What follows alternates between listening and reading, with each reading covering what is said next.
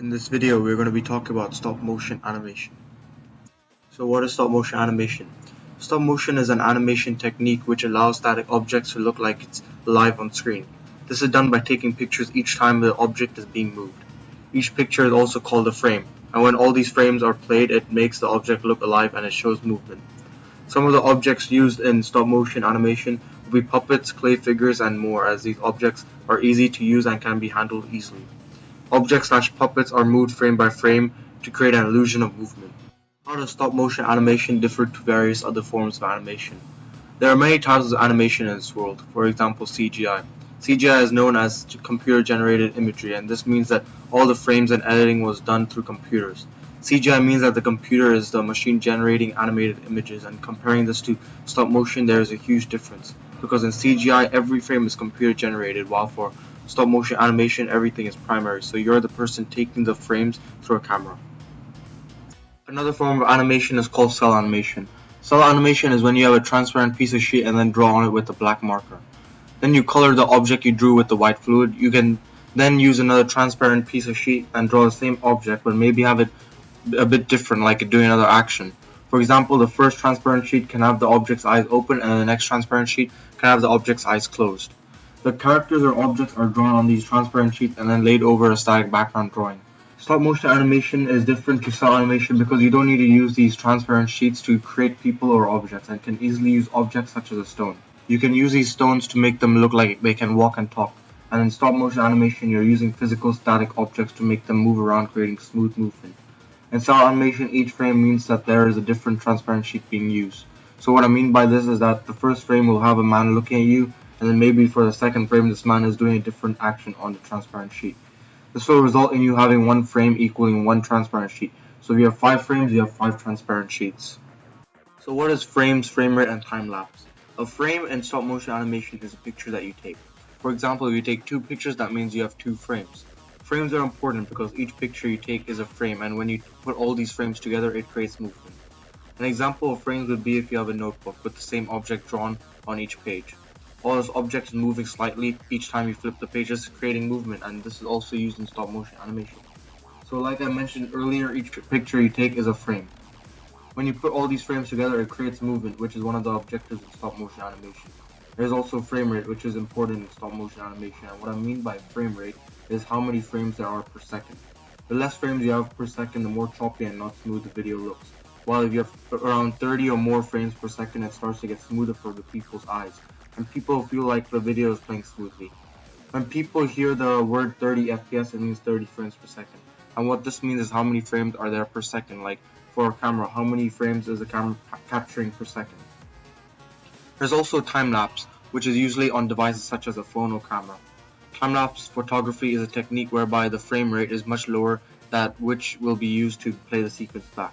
When the sequence of frames is being replayed at normal speed, you will see that the time is moving faster and lapsing, hence the word time-lapse. How is frames per second used in stop motion animation? In stop motion animation, frames per second is used to create movement in a physical static object. Like I said earlier, each picture you take is a frame, and the amount of frames you can fit into a second also matters in stop motion animation.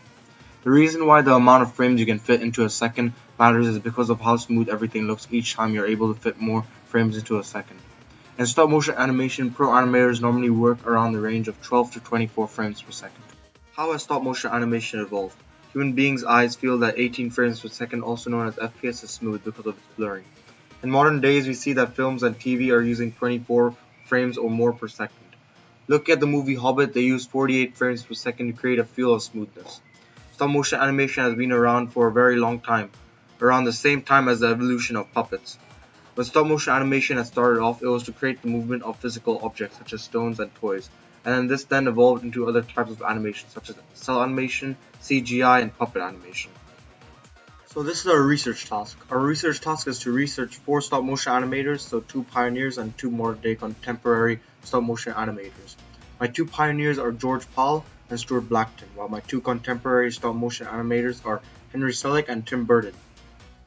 George Pal was born in 1908 and had died in 1980. George Pal was a Hungarian animator and film producer and liked to work around the sci-fi genre. George Pal was born in Hungary and had graduated from the Budapest Academy of Arts in 1928 and was 20 years old at the time. From the year 1928 to 1931, he started creating films for the Punia Films in Budapest. George Pal became an American citizen after emigrating from Europe. So what did George Pal do? Like I mentioned earlier, after he had emigrated from Europe to the United States, he had worked in Paramount Pictures when he was at the age 32, so at the year 1939. George Pal, being an animator, then started to create the Puppetoon series in the 1940s and was successful, as he was then awarded an Oscar in 1943. George Pal then created making live-action filmmaking like the film The Great Rupert. George Pal Puppetoons. George Pal was famous for the Puppetoons. George Pal signed a contract with Paramount Pictures to create the Puppetoons series. The Puppetoons was a series created by George Pal which consisted of animated puppet films which were made in Europe during the 1930s. 7 of these Puppetoon films George Pal created and had also won Academy Awards. Why is George Pal important? George Pal is important because he created the Puppetoons and had delivered entertainment to his audience. He was able to create these short yet successful films for his audience, and his audience was able to enjoy his work. George Pal was also able to sign a contract with Paramount Pictures, which is a huge film industry, showing that his work is indeed successful. George Pal is also important because he was able to create the Puppetoons, and this must have inspired countless artists and filmmakers. This is why George Pal was an important person, and when it came to stop motion and filmmaking, he was able to entertain his audience and be successful at the time. George Pal although died from a heart attack in May 1980 in California and was aged 72 years old. He was unfortunately unable to complete the film The Voyage of the Berg that he was working on at the time. The next pioneer is Stuart Blackton. Stuart Blackton was an Anglo-American film producer. He was mostly recognized because he had created the first silent film using animated techniques.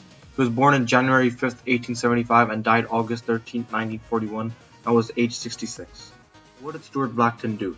Stuart Blackton had emigrated to the United States at the age of 10 and had worked in the New York Evening World newspaper as a reporter and illustrator. In 1896, Stuart Blackton was sent off to interview Thomas Edison and how he used the vitascope. Edison then took Blackton to the Black Maria, a cabin which Edison did all his filming, and had then created a film on spot with Stuart Blackton doing a lightning portrait of Edison. As Edison was a success in selling the creation of movie making, he told Blackton and the partner Smith into buying a print of the new film, and 9 other films as well. Smith and Blackton then pushed forward and created the American Vitagraph Company. When this happened, Blackton ran the Vitagraph studio, producing, directing, and writing the films. This then led to increase in profits. So because of the increase in profit, Blackton had tried new ideas whenever he got the chance, so he developed the concepts of animation. The first of these films was the film called The Enchanted Drawing. In The Enchanted Drawing, stop motion animation was used, so the camera stopped, a slight change was made, and the camera was then started again. When we analyze the film The Enchanted Drawing, we can see that this was a hand-drawn and stop motion animation. What is interesting is the creativity, like how the man had thrown a wine bottle and glass, and then in the next frame he takes out the wine bottle. It shows creativity and the great use of stop motion animation. The synergy between the stop motion animation and hand-drawn animation was intelligent and creative. And even though it's a 2-minute video, it looks like a lot of frames were taken and could have easily taken a few months to around a year to create. Upon further research, I also found out the Enchanted Drawing was taken 18 frames per second. The duration of the video is also 1 minute 26 seconds, so altogether that would be 86 seconds. This then shows that the amount of frames in the video would be 1548 frames, so I assume that this video could have easily taken months to maybe a year to create. So why is Stuart Blackton important? Stuart Blackton was the first ever person to create a silent film with stop motion animation. This shows that he was a creative person and must have inspired many other filmmakers and writers. Stuart Blackton is considered the father of American animation and can be an idol to many people. Stuart Blackton created many notable films. Few of them were The Humpty Dumpty Circus, The Enchanted Drawing, and Macbeth. There is also the creation of silent films in the 2000s.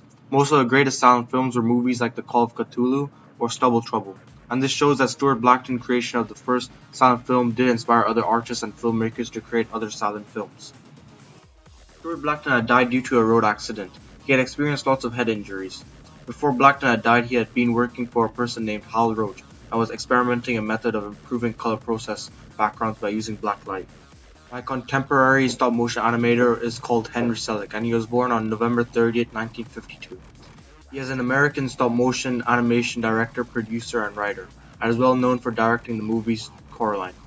He had studied in California at the Institute of the Arts and studied the program in experimental animation. Henry Selick was born in New Jersey, and his passion for animation had come at a young age. It was inspired by the two movies The Adventures of Prince Ahmed by Lotte Ranagir and The Seventh Voyage of Sinbad by Ray Harryhausen. What did Henry Selick do? Henry Selick had made countless films, and his most famous one was Coraline, which was a CGI/puppet animation and was the first stereoscopic stop-motion animated movie. Coraline had received massive amounts of positive reviews and was nominated for an Academy Award, BAFTA, and also a Golden Globe. In 2010, Selick had joined Pixar and the Walt Disney Company and signed a long-term contract to exclusively produce stop-motion films. He then got a new studio called Cinderbiter Productions and is a new stop-motion company, and its purpose is to create scary films for a young audience. Coraline was made at 24 FPS, showing how smooth the movie looks. Why is Henry Selick important? Henry Selick is important because he has created many stop-motion animations over time. He is now working in a company that made him sign a contract to exclusively produce stop-motion animation. And this is good because Henry Selick is trying to make stop-motion animation better and more advanced. Henry Selick is basically trying to recover the dying arts of stop-motion animation with new methods. My second contemporary stop-motion animator is Tim Burton. He is an American film director, producer, artist, writer, and animator. He is mostly known for his dark gothic fantasy films like the film called Beetlejuice, which was released in 1988. Burton has worked a lot of times with Johnny Depp and has become a close friend ever since their first film together. Tim Burton was born in 1958 in California, and when he was a preteen, he would make these short films in his backyard using stop-motion animation techniques. Burton had studied in the high school called Burbank, but was not a good student, but rather more interested in painting, drawing, and watching films. Burton also attended the California Institute of Arts to study character animation. So what did Tim Burton do? Tim Burton has created several films over time, and his most notable work was movies such as Batman, Nightmare Before Christmas, and Beetlejuice. His early career was working at Disney in 1982 and had made his first short film called Vincent, which was a 6-minute black and white stop motion. The movie Nightmare Before Christmas had also received an award called the Annie Award for Best Individual Achievement for Artistic Excellence in the field of animation. The Nightmare Before Christmas got positive reviews for the film's stop-motion animation, storyline, music, and was a box office success. Burton had again worked with Selick for another movie called James and the Giant Peach, and this film helped generate an interest in stop-motion animation. So why is Tim Burton important? Tim Burton is important just like Henry Selick. They had both made countless films over time and had also worked together in a couple films. For example, Nightmare Before Christmas. Both Henry Selick and Tim Burton has worked in Disney and have created entertaining films for their audience. Both of them has also inspired many people around the world and is making many stop motion films that will inspire more. So what is stop motion like in the modern day? Overall, it is unlikely that stop motion animation is going to become popular with the development of digital 3D animation. There's all the chances that stop motion animation will be revived and won't be no longer considered a dying art because there are still films like the upcoming stop motion film Animalesia that is gaining a lot of interest in the public and may bring back the stop motion art. Stop motion is a dying art because of time and how hard it is to make for many people. Although putting the time and effort can make successful films, and this is why I feel like stop motion will still go on as a filmmaking technique in the future. How has stop motion changed over time? Stop motion animation has really developed over the years, and even though it's considered a dying art, it has changed dramatically over time, and in my opinion, I feel like stop motion animation has been improved in terms of graphics and visual. Stop motion animation has evolved from its roots in 1898 due to factors like technology. An example of the improvement of stop motion animation is the 1965 film Clay, or The Origin of Species. That was a Grammy-nominated film because of the new type of free-form clay animation that was used in the 60s. This shows improvement, and in modern days people usually use CGI as a stop motion technique as it's more advanced and you can do more out of it like the film Coraline. Thanks for watching this video presentation of stop motion animation.